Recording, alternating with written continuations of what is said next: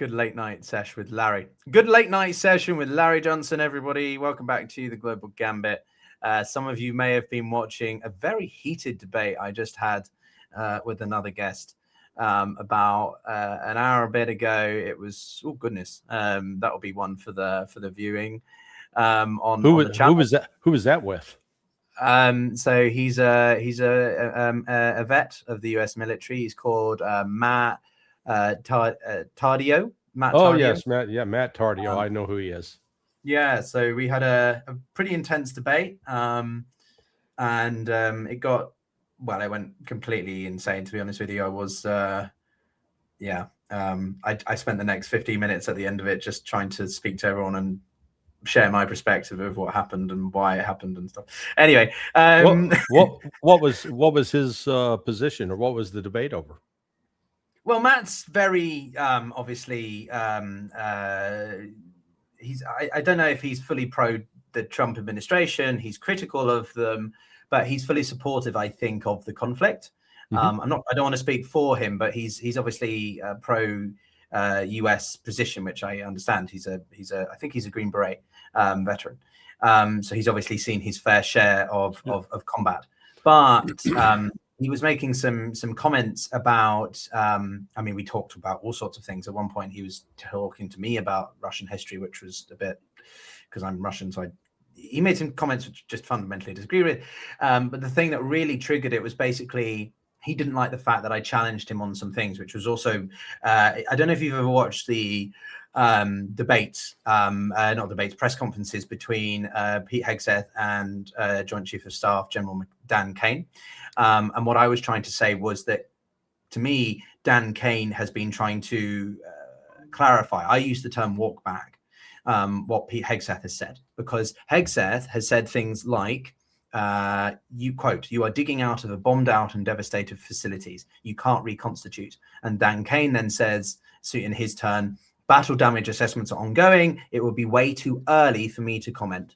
So that is a contrast of strategic certainty or absolutism by Hegseth versus Kane, who is saying, he's warning that the assessment is too early to make comment. Such strong statements. Sure. Matt didn't like that.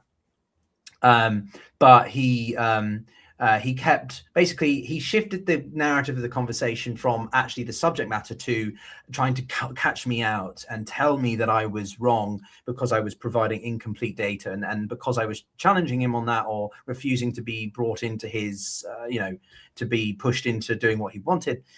He just kept yelling at me and saying that I was intellectually dishonest and that I was a libtard, and just he started branding me and gaslighting him and all this sort of stuff. So he devolved into calling names, huh? Largely speaking, yeah. Yeah, well, that means you won the debate, because when all he has left is to use ad hominem, that just means he has no argument.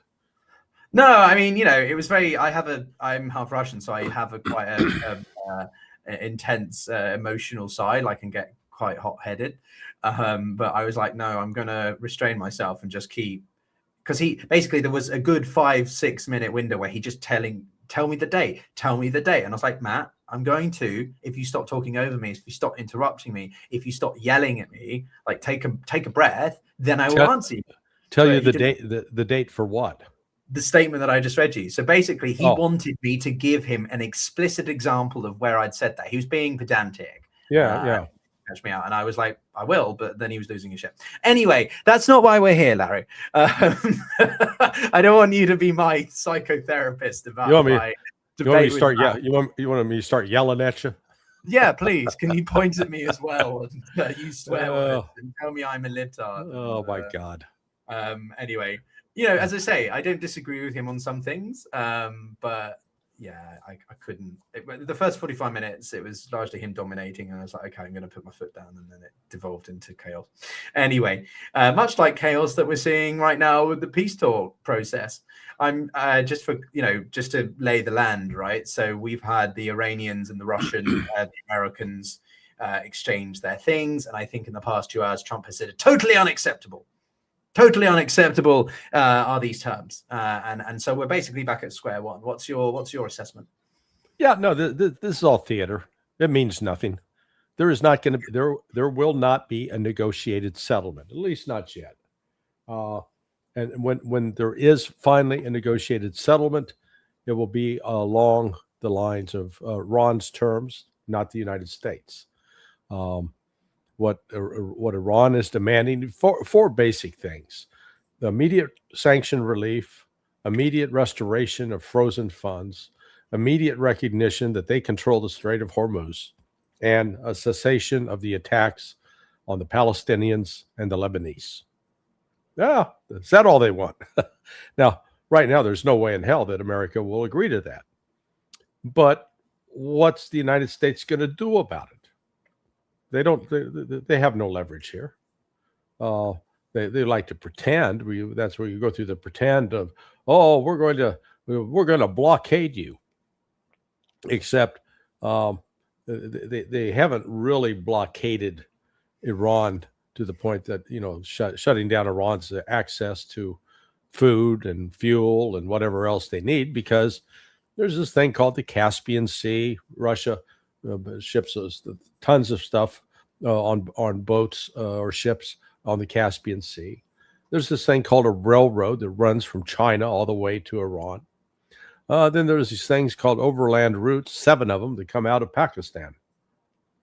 So this is Iran's in good shape to withstand the blockade. The United States isn't. And ironically, the longer they keep up the blockade, the more they're going to disrupt the global oil supply, which right now is in massive deficit, unprecedented historically. We've never in the history of the world had a situation like this right now. And so nobody knows the full extent of the economic consequences flowing from this. So, I suspect that Trump is going to hold off on military retaliation against Iran until after he goes to China. And his trip to China is going to be a waste because Trump has no leverage there. China holds all the trump cards. Yeah, it's just a mess, isn't it? Really. Yeah. If I'm looking at I just wanted to see some of the latest developments here. So we've had also the first. We haven't really touched on you much in the times that we've had conversations about the Lebanon front. Uh-huh. I'm curious what your general assessment of that is as well, because Hezbollah says that they targeted some Israeli troops in Lebanon. Now, obviously, the Israelis have conducted a significant amount of ground operations in the south of the Libani River, if I'm saying that right. And they're basically occupying the land right now, right? Control land. So, well, they've only penetrated. My understanding is 5 to 10 kilometers into southern Lebanon, so they're well shy of the Litani River. But isn't that because that's their choice, or is that because isn't that an operational choice, or you think that it's because they can't? It's because they can't. Hezbollah has stopped them. This is a repeat. You're too young to remember. And we went through this in 2006. Only then, Hezbollah was using RPGs. Now they're using FPV drones. So they are tracking down and killing Israeli soldiers with drones now.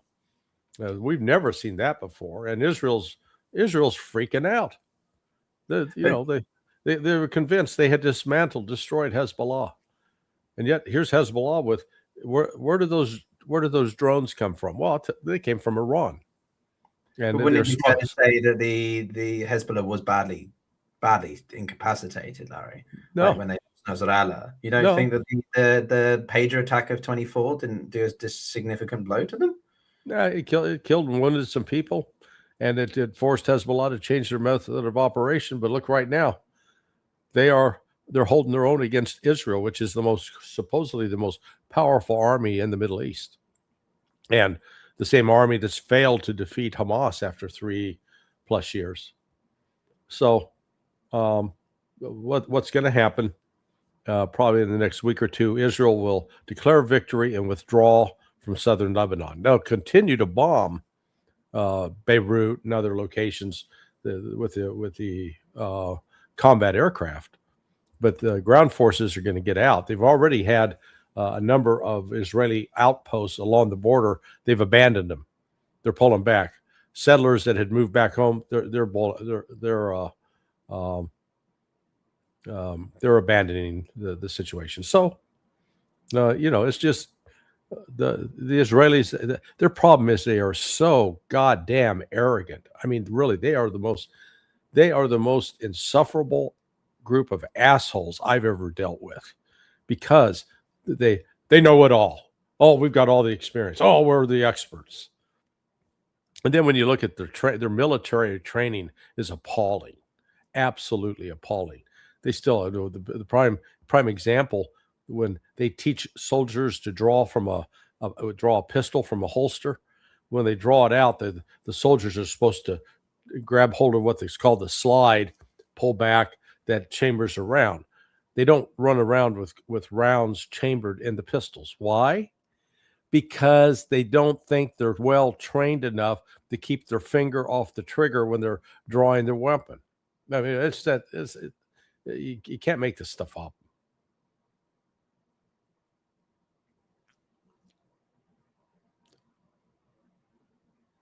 I think you're muted. Yeah, come back to me. I have Come some back. my mic's being a pain. I've disconnected it, so my audio might not be as good, but it keeps being a pain. Lots of technical issues, everyone, today. I think my mic's on just turning off because of my debate with Matt.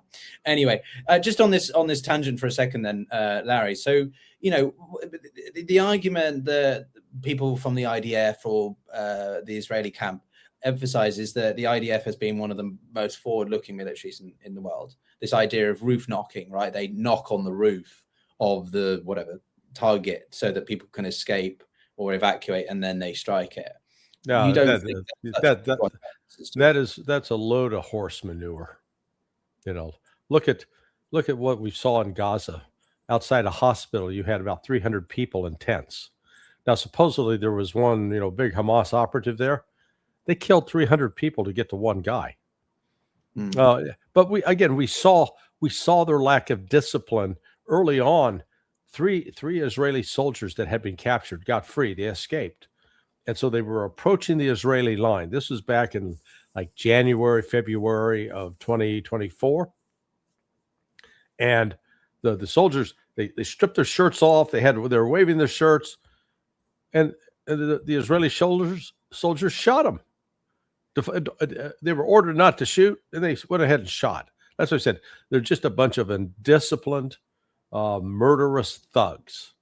The Israeli army is anything but a professional army. It's like a criminal gang in my view, and they've fought, quote, fought against Hamas. Look at what Hamas has. Hamas has got underground positions. They've got rifles. They probably have some sidearms, some pistols. They've got some RPGs. They got a few sniper rifles, but they don't have artillery. They don't have tanks. They don't have heavy mortars. They don't have combat aircraft. They don't have overhead intelligence. Everything that Israel does have, and so and plus Israel had them confined, locked in basically to a specific area that supposedly they couldn't get resupplied.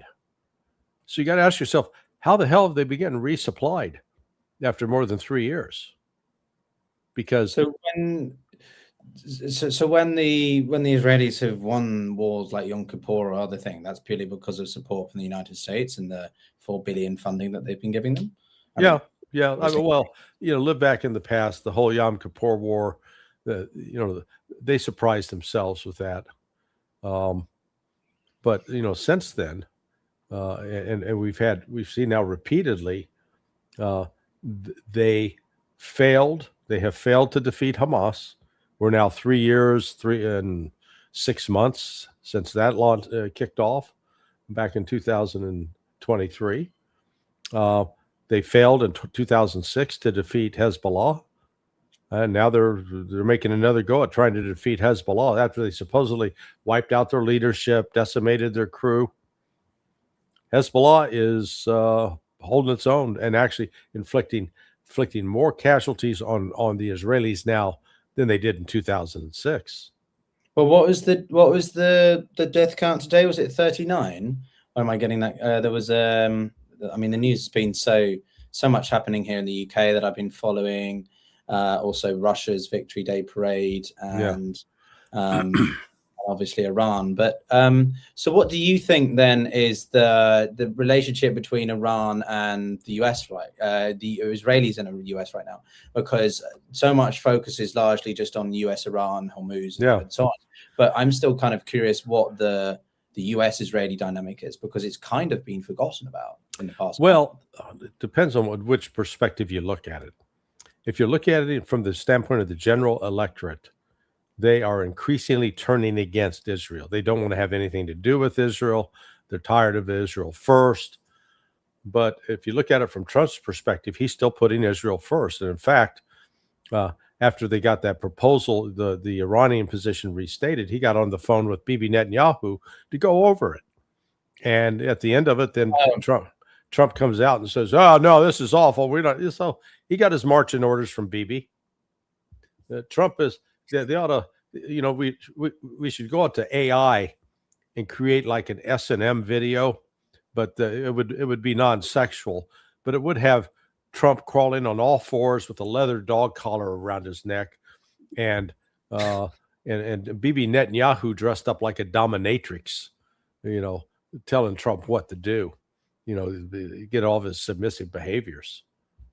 Well, that was the thing that I was kind of interested in, actually, is, and I don't want to use it too much as a sort of to bring it in, but my previous conversation, I asked the question about the Israeli-American relationship, and it was largely dismissed as sort of, well, no, it's not, Trump chooses this because of his grand strategic plan of China and taking it out, which I think is complete, to use the word that they used, horse shit. Yeah. I think it is horse shit. How's that grand strategic plan working out?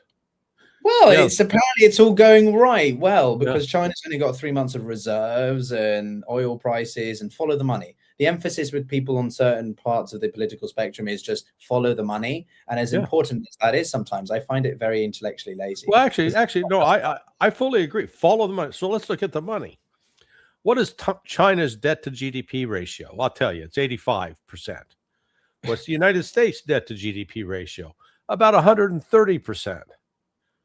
Almost double that of China's.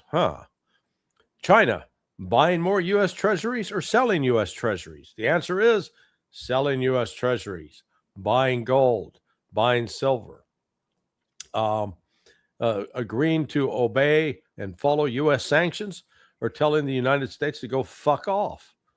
They told the U.S. to go fuck off this last week. The United States, name me one product that the United States manufactures or produces that China needs, that China can't live without. And the answer is none, zero. How about, let's reverse it. What does China make that the United States absolutely needs? Oh, that would be rare earth minerals, which are critical for particularly building new Tomahawk missiles, building new JASSM cruise missiles, building new Patriot 3, PAC-3 interceptors, building new THAAD interceptors. So I can't wait to see Trump go with the salesman approach this week with Xi Jinping. Listen, buddy, can we get these rare earth minerals? Because we really need them to build these weapons that we're going to use against you in another year or two.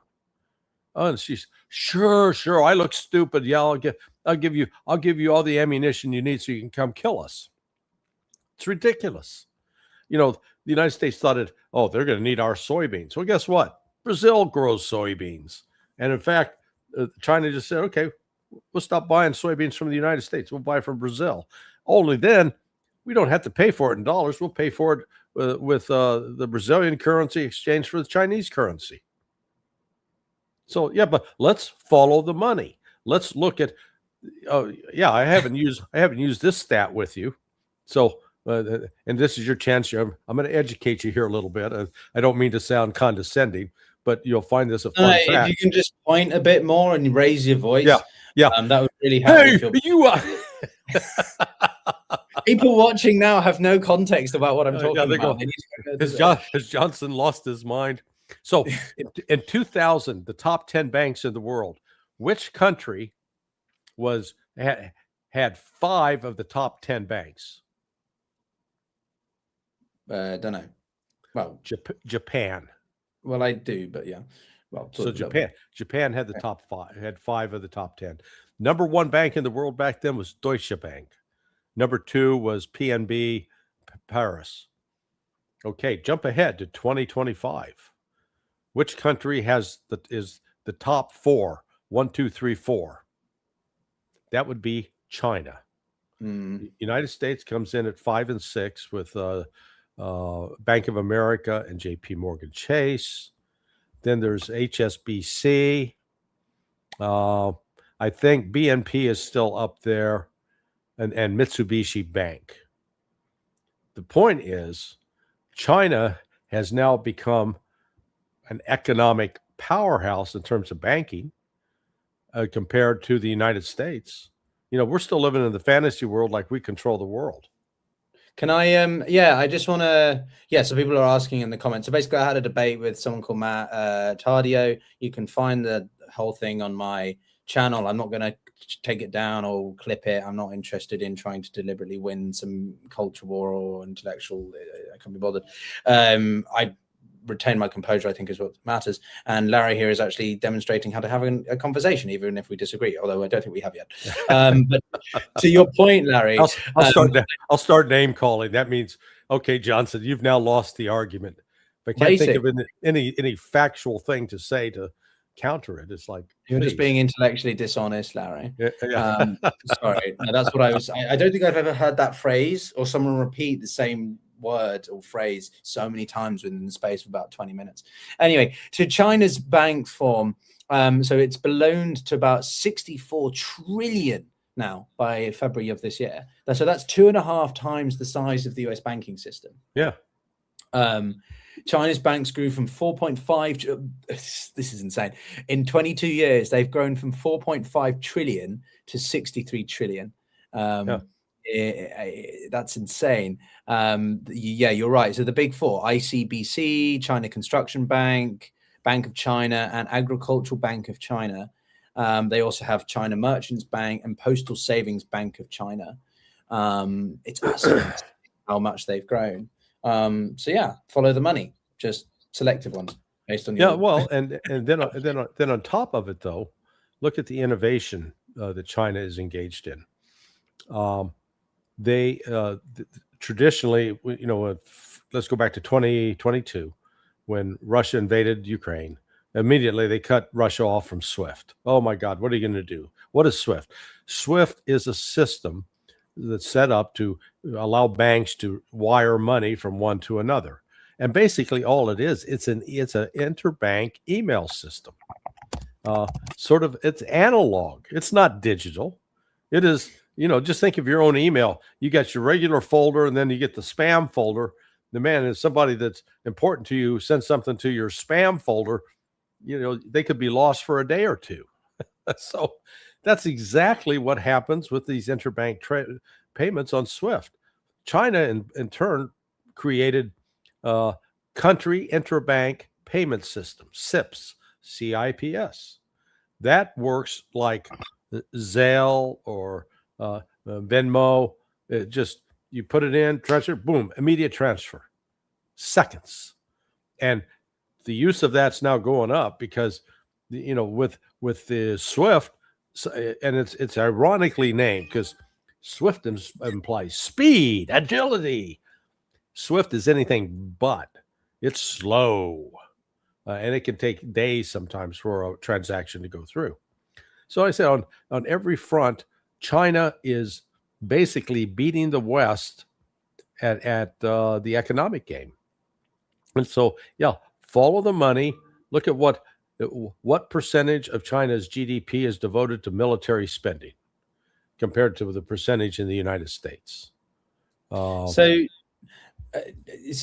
what I'm interested in, let's just bring in a bit more of today's developments as well, because one thing that I think was interesting is the Iranians, how to put it, they brought back this response to Trump's whatever. I forget who's instigating it. We've been round this merry-go-round so many times at this point. But what I think was interesting this time, Larry, is simply, why was it so secret? Why were we not aware of the terms beforehand in this case? Well, actually, we have been. I mean, they go back to, well, God, April 15th, April 14th. That was when Iran first presented the 10-point paper. And this is essentially the 10-point paper. They said back then, unfreeze our assets, take away the sanctions. We're going to control the Strait of Hormuz. We're going to get compensated now for all the damage you've done to us, and stop the attacks on the Palestinians and the Lebanese.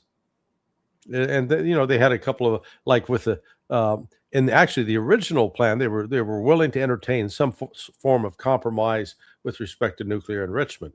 Now I think they're basically taking the attitude, screw you, that's off the table. We'll talk about that later, because number one, we're a sovereign country. Number two, we signed the Non-Proliferation Treaty. Number three, we've allowed IAEA inspections, so we've got the right that any other sovereign nation does to enrich uranium as we see fit.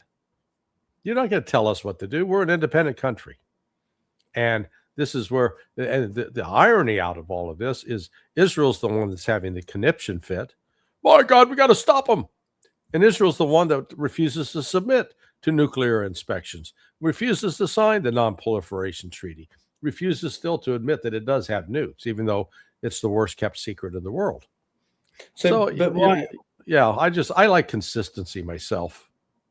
No, I don't think that there's any there's no debate around that. But like, why is Iran then making concessions or proposing certain? From my understanding, this latest round, the Iranians are suggesting that they won't enrich uranium for 20 years. Well, that was put out in the Wall Street Journal. That's what the U.S. is wanting, because Iran came back pretty quickly and said, no, we never said that. That's not our position. Okay. So then, so what is the Iranian position? The Iranian position is they'll talk. The Iranian is they'll talk about it later. It's on the back burner. That's not the critical issue. And think about this, Pyotr. The right now it's presented as if it's all about the nukes. You've got to stop, man. We got to stop Iran. They're trying to get those nukes. Back in 1980, when the CIA was helping Saddam Hussein launched the war against Iran didn't have a nuclear program to speak of. Iran wasn't talking about building a nuke. And yet there the United States was backing a significant covert operation that included providing chemical weapons that were used to kill Iranians. And Iran wasn't even engaged with a weapon of mass destruction back then. So as I said, this is what this is all about. The current issue, focus on nukes or nuclear program, it's just a pretext because the United States wants to destroy the Islamic Republic. That's our goal. Destroy the Islamic Republic. So then, what do you think this means for? I mean, the Iranians said yesterday that they don't appreciate the U.S. What did the foreign minister? They accused the U.S. of reckless military adventure. Yeah, but the U.S. doesn't seem to be making much military progress in the blockade. So, what? They're just probing. No, it's all on hold now because of the upcoming summit with Xi Jinping on Thursday. So apparently the Chinese made it quite clear to Trump that if you attack Iran, you forget about coming. We got nothing to talk about. So Trump has backed off. And then at the same time, I pay attention to what, when you hear two countries saying the same thing, like they're singing from the same sheet of music, pay attention. So 2 weeks ago on Monday, so that'll be tomorrow, Araghchi, the foreign minister of Iran, was in St. Petersburg with Putin. And at the conclusion of that meeting, Putin comes out and is talking about creating a new security architecture in the Persian Gulf. 7 days later, Araghchi is in Beijing and with Foreign Minister Wang Yi. And what does Wang Yi say? He says, we need to be building up the security architecture in the Persian Gulf. Now, this new security architecture, what that means is that's code word for getting the United States bases out, pushing the United States out where they're no longer in a position to provide security guarantees to Saudi Arabia or Qatar, and in turn that the guarantors become Russia and China. And we got a hint that this was afoot when on last Wednesday, Donald Trump announced the end of Project Freedom. After 36 hours of we're going to open the Strait of Hormuz, he now said, "Oh, we're shutting it down." Well, the reason they shut it down is because the Saudis shut down all U.S. air operations coming out of Prince Saud Air Base, PSAB. And I guess the Kuwaitis did the same thing.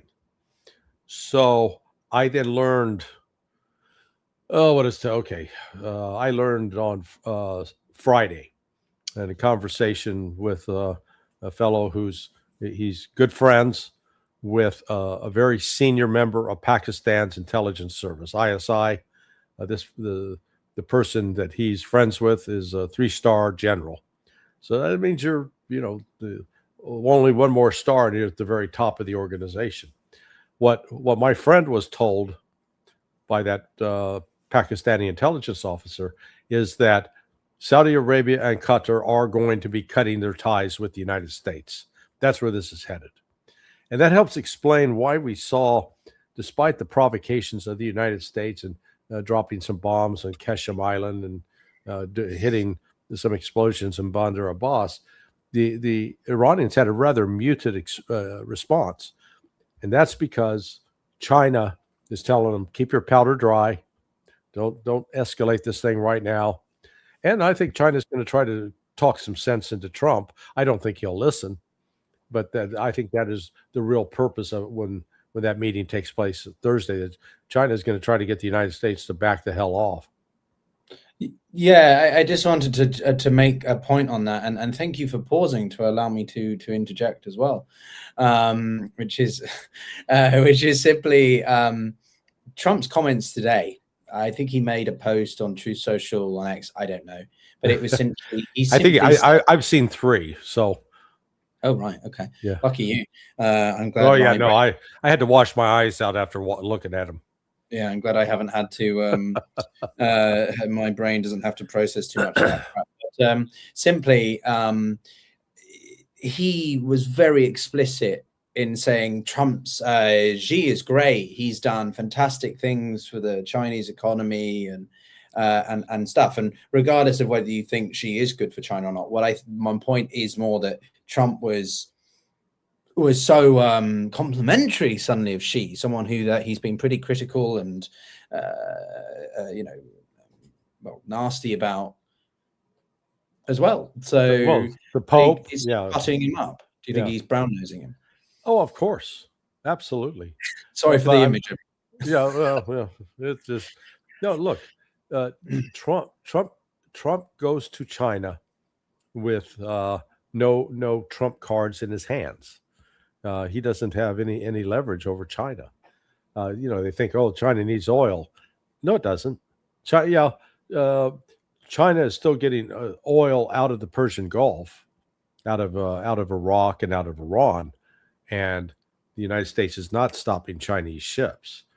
But you saw earlier this week that China's foreign minister and government explicitly told companies that were facing the prospects of being sanctioned by the United States to just ignore it. That's all we're going to ignore U.S. sanctions going forward. We're not paying attention to them. They're no longer relevant.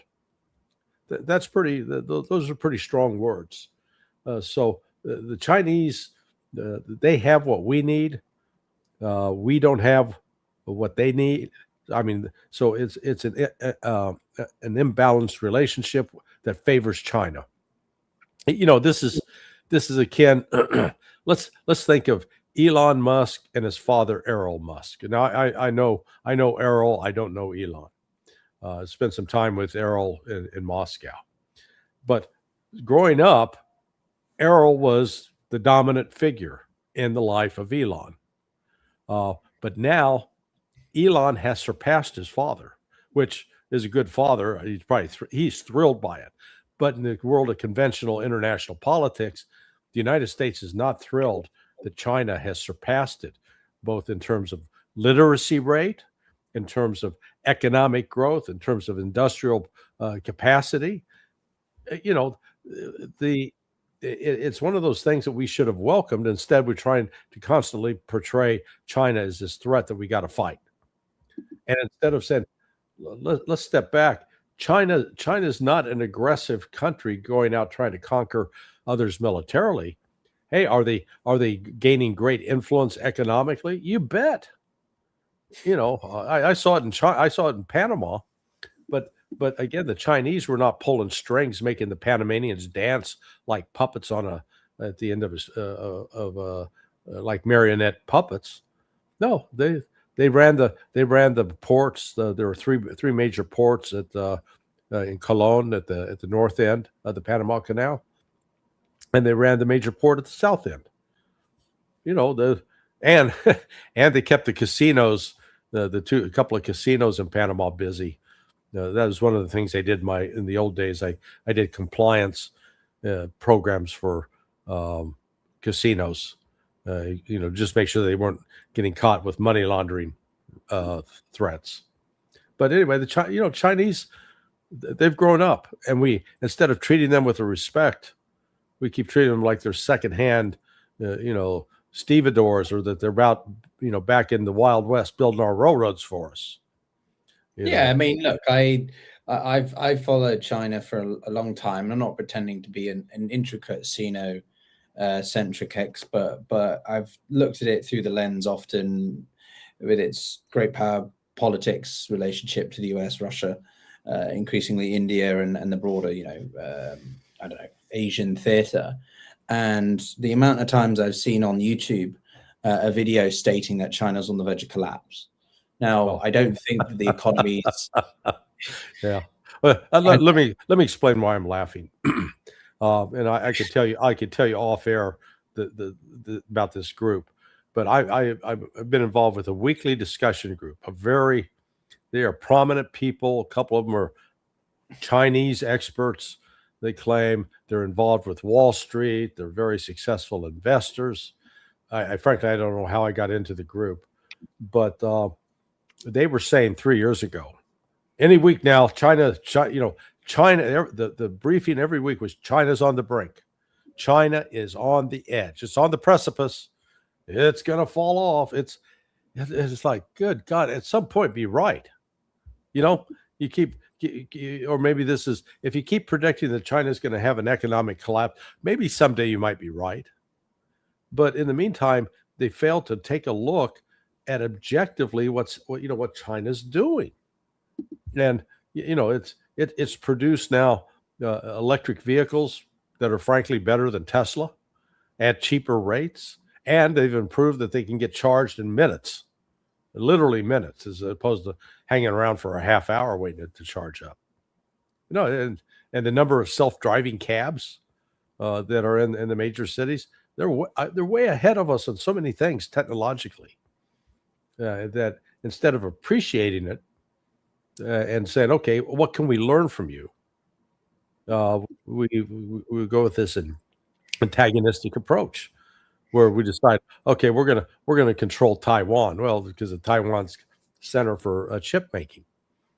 Yeah, look, I mean, as I say, my perspective is I don't particularly like the CCP. I don't think they've been they've been, I think, terrible for a lot of Chinese citizens, but I think it's incredibly arrogant of certain people in Western institutions, the hubris, to sort of to have a certain perspective about China. Sure, it's one of the oldest, if not the oldest, civilization in many ways, right? The Qing dynasties and the history of that country, of that region, is insane.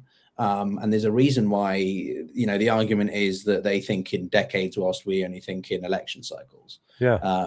And whilst I think that maybe, the Chinese do have challenges, like Xi had to purge some of his military people because of complications. But I think that the people who argue that the Chinese sort of it's on the verge of collapse, or America's going to completely desolate the Chinese. I mean, you're underestimating your enemy way too much. Yeah. And I think it's just very short-sighted, to be honest with you. I don't know. I mean, this whole argument that this whole war is about weakening China systemically so that we can take them on in what, a hypothetical war over Taiwan? Like, what? I just think it's that strategic plan again, right? I just think it's too far-fetched. Here we go, China. We're going to weaken you now. Watch us do this. So we use up all of our advanced weaponry, and to build more of it, we're going to have to go to China to get the rare earth minerals to build it.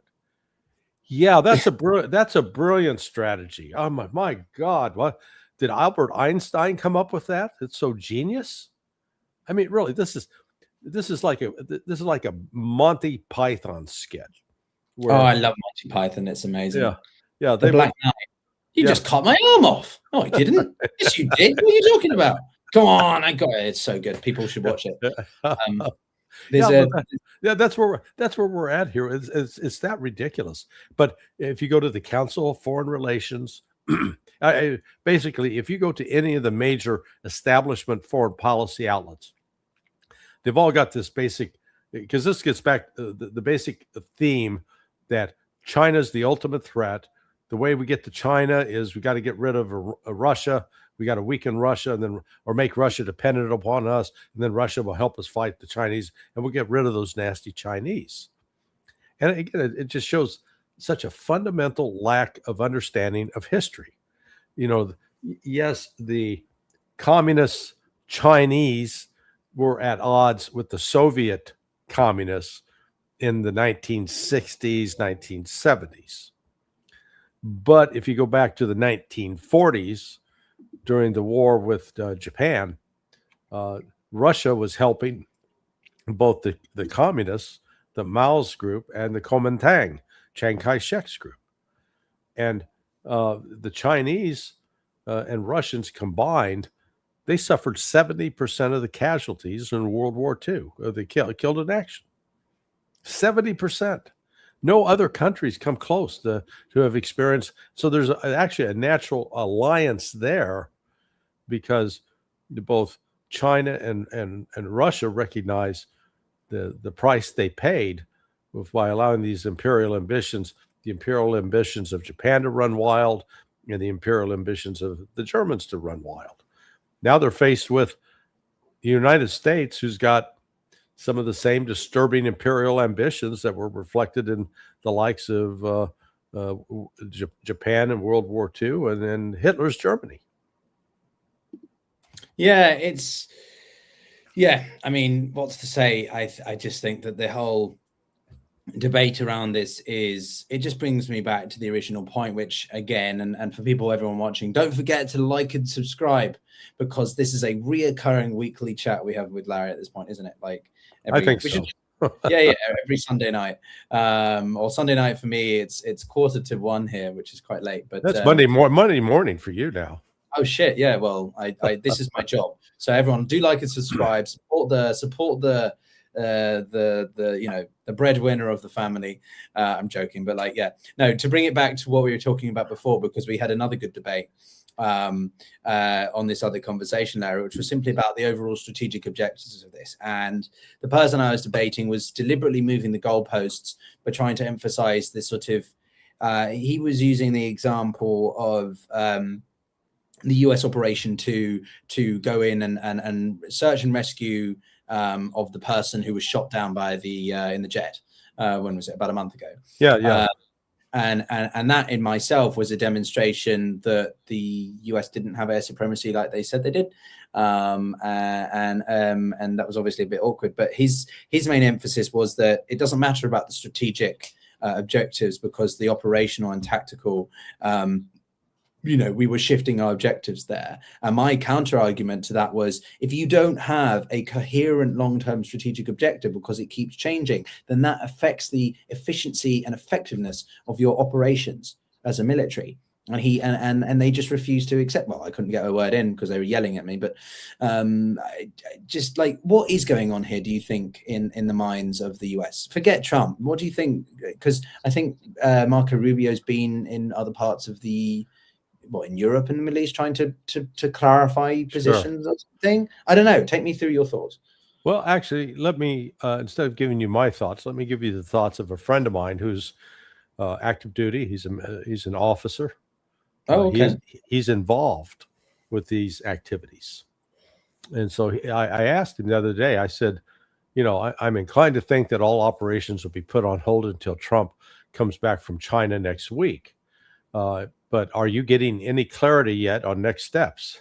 And he goes, dude, I've literally been in meetings where the one star comes in and sits down and is like, well, I was going to brief the operational plan, but in light of the president's most recent social media posts, we're going to table that and wait for new guidance.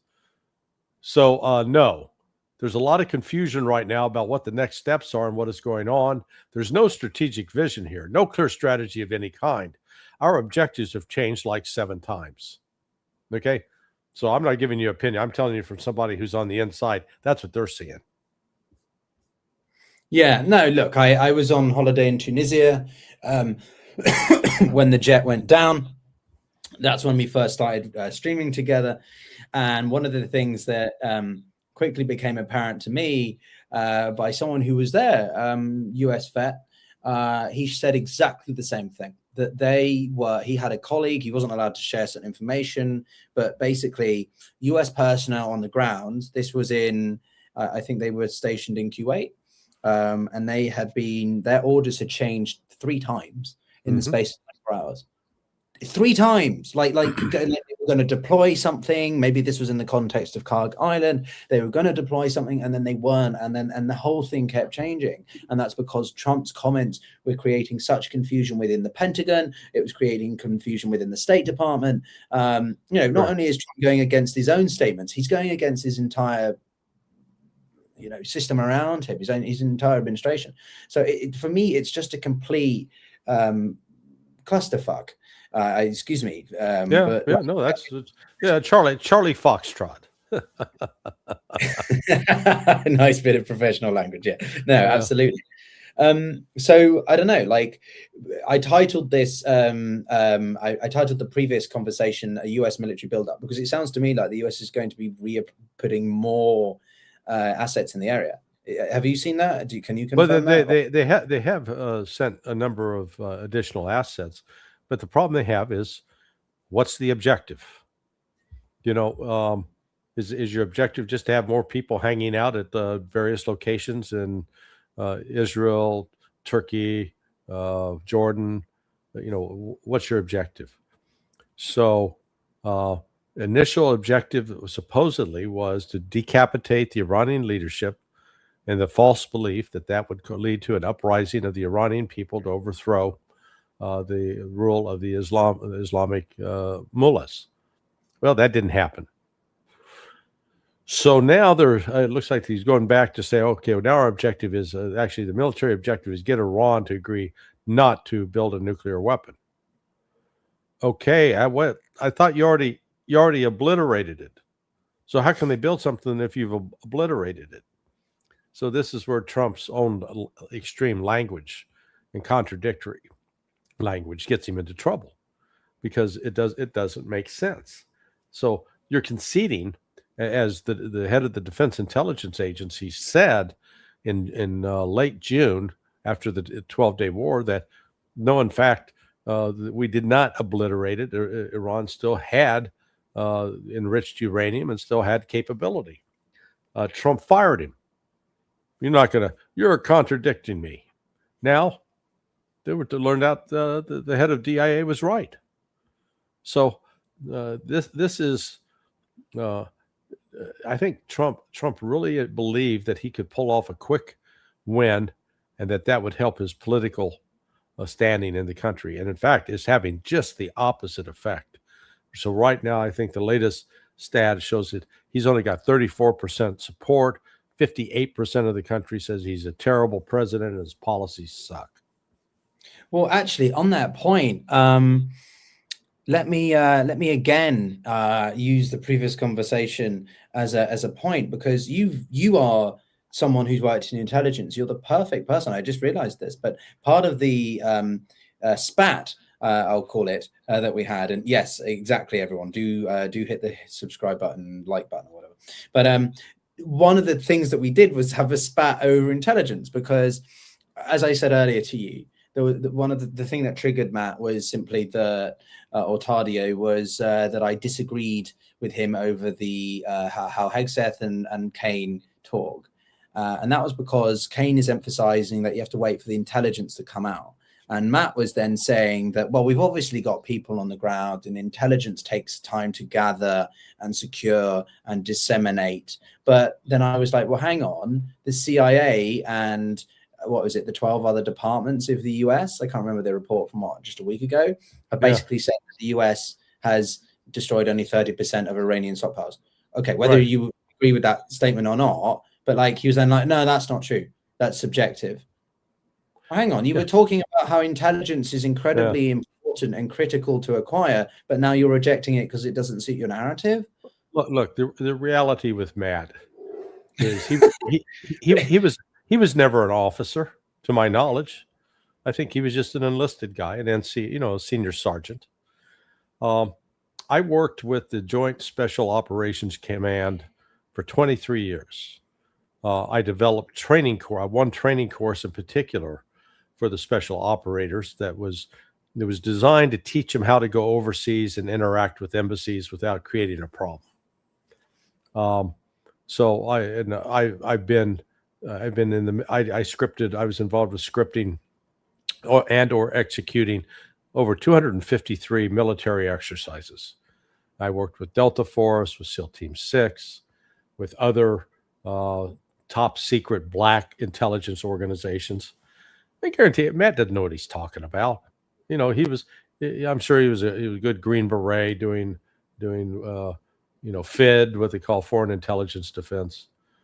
But to have a big picture, I also wrote for the Presidential Daily Brief, and actually I never briefed President Reagan directly, but I did brief Dan Quayle directly. So back when he was vice president. Again, people like Tadio, he's had a very narrow experience in his life, but takes that and says, "Oh man, I'm seeing the whole picture." I've been fortunate that, unlike him, I've been in the CIA. I've worked both on the ops side of the house and the intelligence analysis side of the house. I've been at State Department in a policy-making role, but not just policy-making in general. I was the deputy director for the Anti-Terrorism Assistance Training Program, which means along with my boss, who's a retired Marine colonel, we developed curriculum for teaching, combating terrorism that ranged from everything from post-blast investigation, VIP security, SWAT team, the whole. So I've got a broad-based knowledge on that. I was also in charge of transportation security for both maritime and aviation. And then, I testified right after 9/11 that you can blame me for TSA because part of my testimony was we needed to have a professional service doing aviation security. And then I was also involved with doing financial investigations around the world, seeing the nexus between how terrorists get their money and how U.S. corporations cooperate with criminals, organized crime across the board. So, I bring that kind of perspective, having scripted these exercises with the military, engaged with a variety of scenarios. And so someone like Matt, he just, he did his thing, but I'm pretty sure he was, he may have done some combat deployments, and, kudos to him. I can read his bio says that he was deployed to what's interesting is he's on quite a few speakers.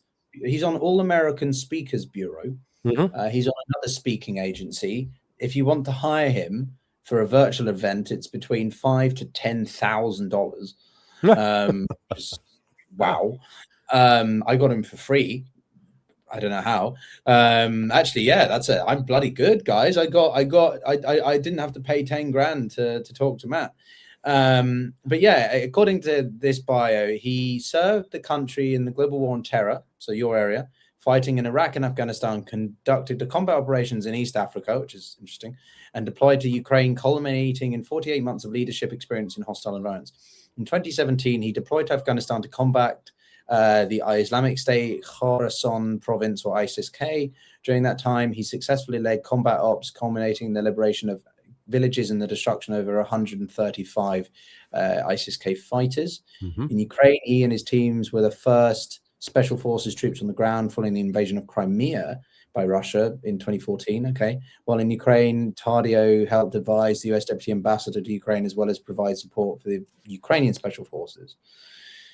He's a graduate of the US Army Ranger School, Special Forces Qualification Course, Basic Leader Course, Infantry Advanced Leader Course, and the Special Forces Senior Leader Course. He was a sergeant first class. That was it. That's his highest rank. So he wasn't an officer. Look, NCOs are terrific people. They do great stuff. But NCOs are not officers, because officers are involved with organizing and directing large-scale operations. His job is running a company. You know, he helps a lieutenant run a company. I think it's quite.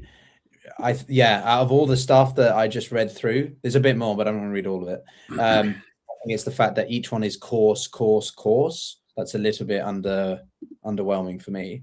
Doesn't show. I don't know. He's also on Speaker Hub, guys. Here he charges only 8,000. He's an expert in performance under pressure and master of personal growth, apparently. Anyway, sorry, Larry, this isn't about.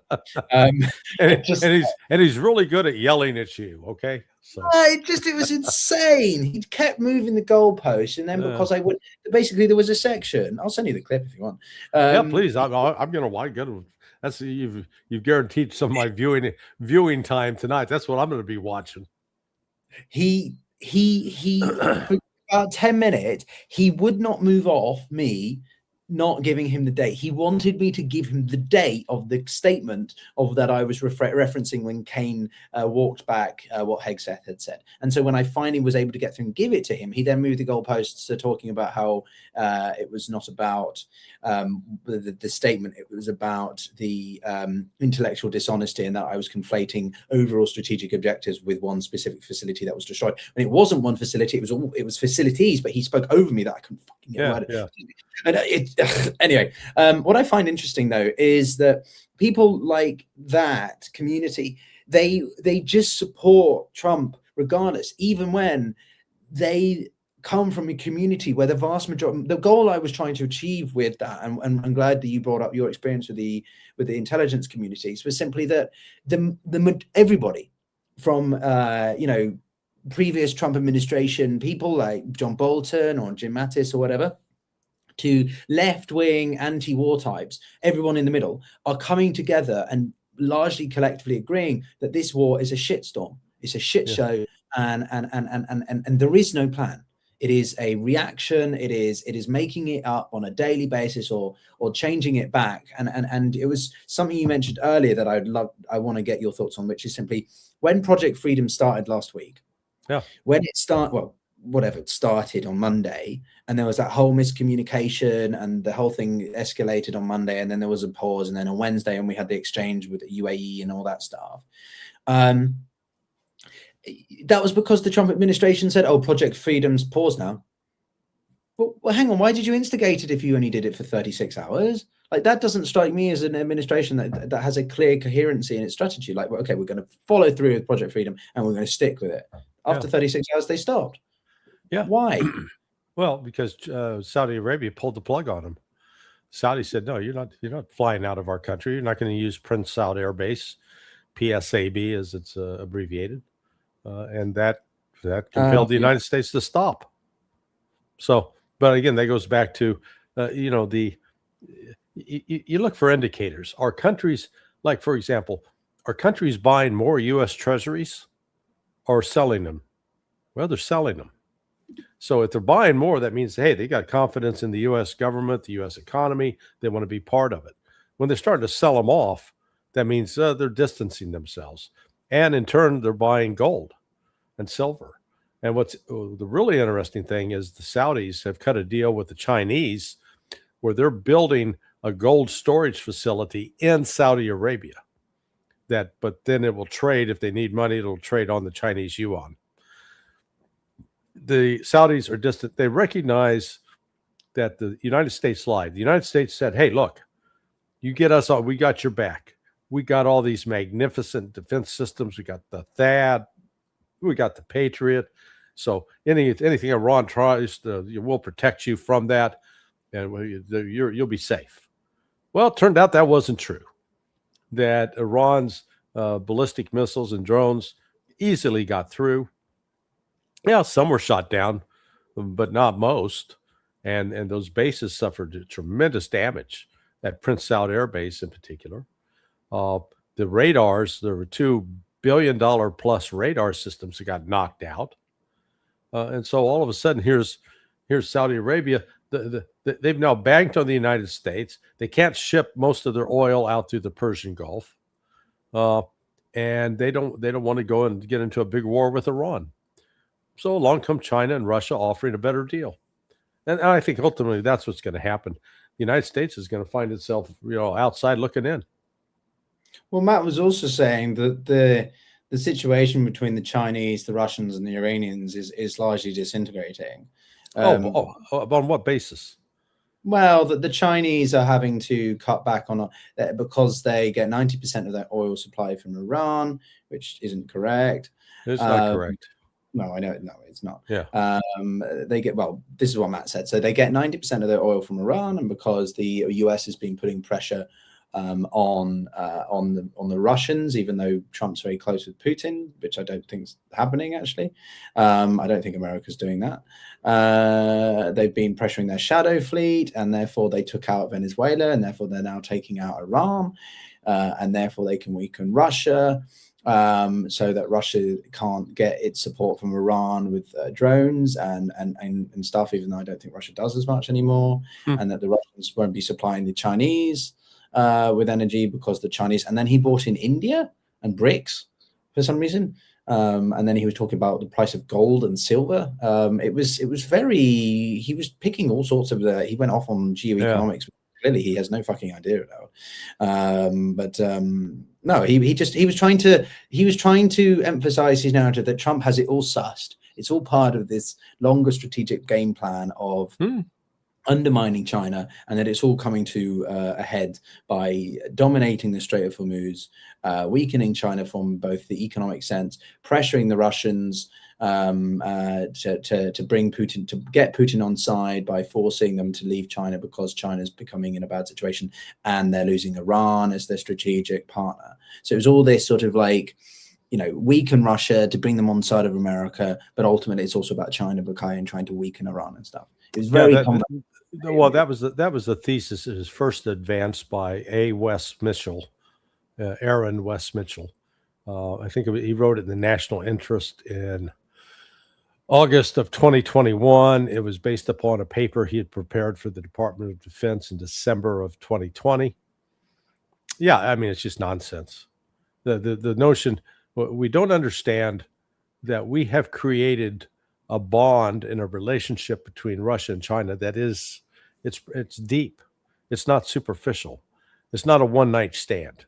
They've gone, they got the marriage license. They've got married. They moved in together. They bought a house, and we still think that it was just a one-night stand, and it's not. And we make that mistake at our peril. And particularly, like it was someone like Matt, all you just got to ask him, said, "Tell me about the number of hypersonic missiles that the United States has produced." Well, I tried to challenge him on quite a few things like that. And sorry, go on. I know they don't have a missile hypersonic. Well, they've got one maybe called Dark Eagle, but it's not even sure that it works. Russia's got at least 4, and China has, one and maybe more. I'm not sure the exact number with China. But can you tell me more about Dark Eagle? This is the last I ever heard of it was DoD saying, or DO War or whatever it's called now, saying that they hadn't developed it yet. Well, they've now sort of got it developed. They announced it anyway in the last 3 weeks. Oh, right. But when you dig into it, there are problems with it. It's not what you call reliable, and it only travels at like Mach 5, maybe Mach 6. You know, that's low end. Russians got stuff that travels upwards of Mach 20.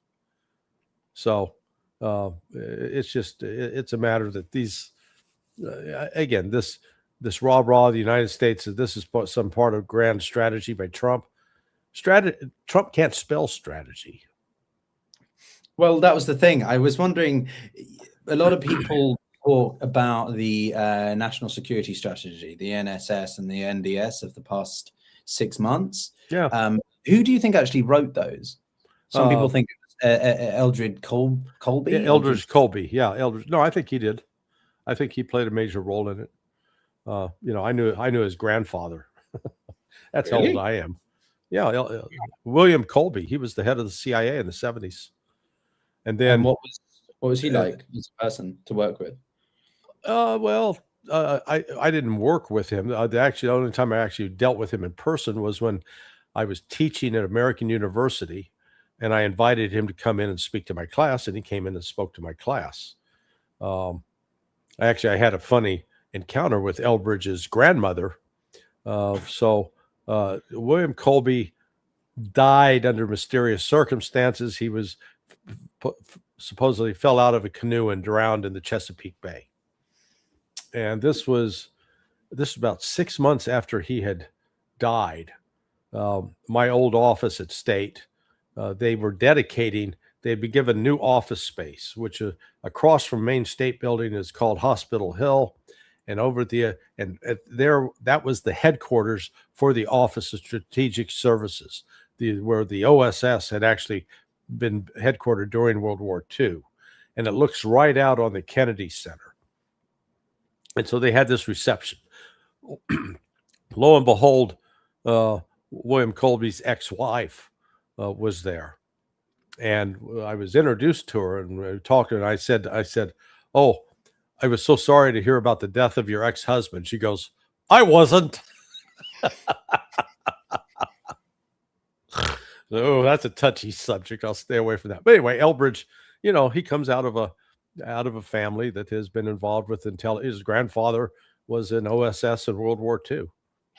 So, oh right, very interesting. No, I met him once in when he was trying to play the political game to get into the right position, because I was living in DC as the US when it was coming to the end of the Biden administration, and he was at an event that I got an invitation to, or whatever, I was able to go to.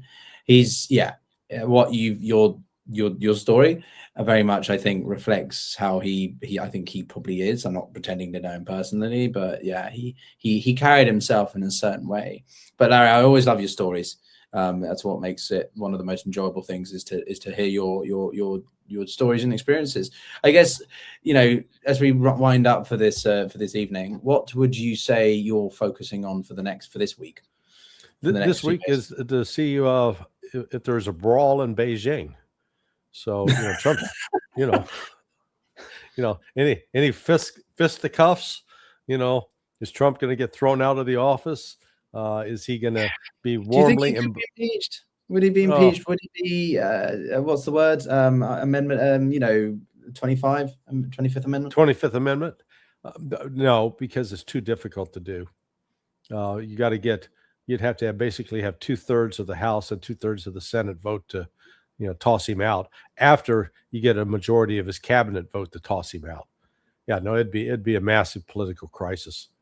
It's one of those things that was inserted, sounds good, but then when you look to the practicality of it, not very practical.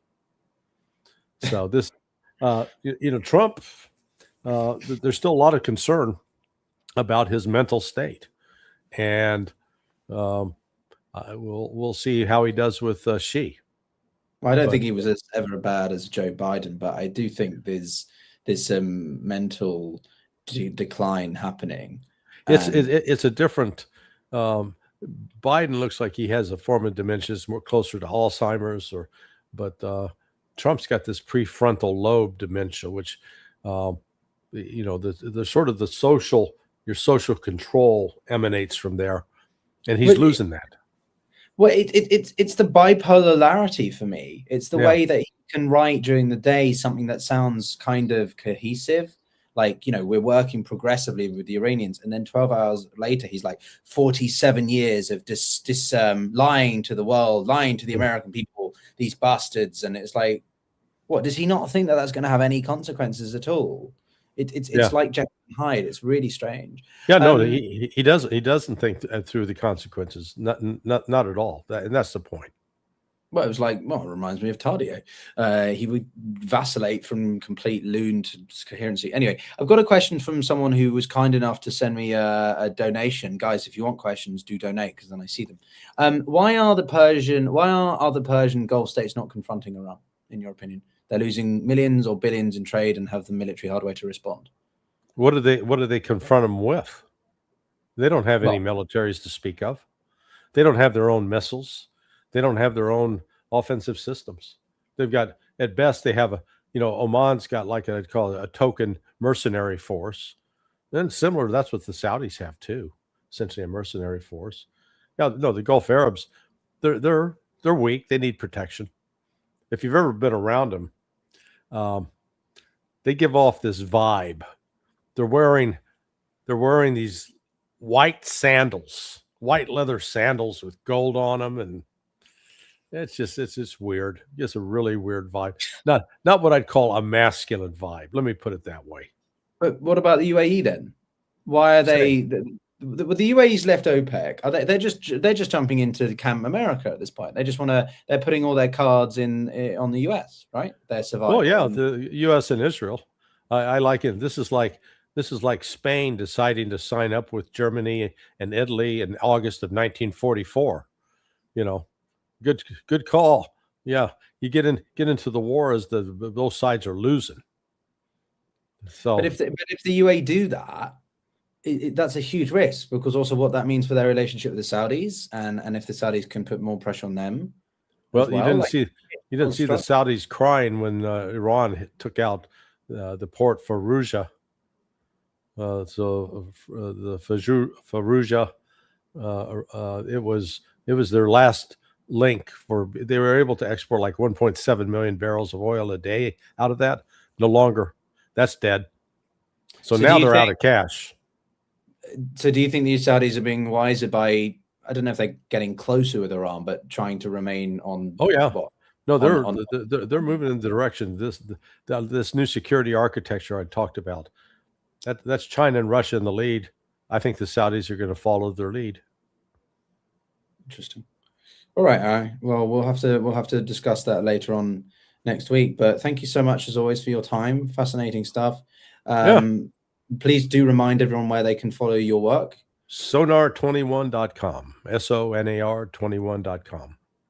Sonar21.com. Everyone, do check it out. And as always, subscribe, like this video if you'd like to see Larry next week. Maybe we'll have you. Actually, maybe we can have you on sooner. I'd love to get your takes and reaction to the Xi-Trump chat. Just stay in touch, and we'll see what we can work out. All right, guys. Be there or be square. Don't stay up too late. I'm talking like your father now.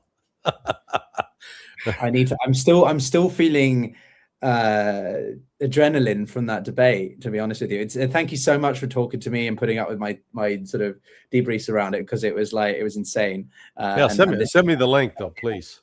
Oh, I will. For everyone watching, I had a massive debate with Matt Tardio. It went completely off the rails, and that's what Larry and I have been talking about, or using as a sort of context. But skip to 50 minutes if you want to watch it go completely shit show. So anyway, cheers, guys.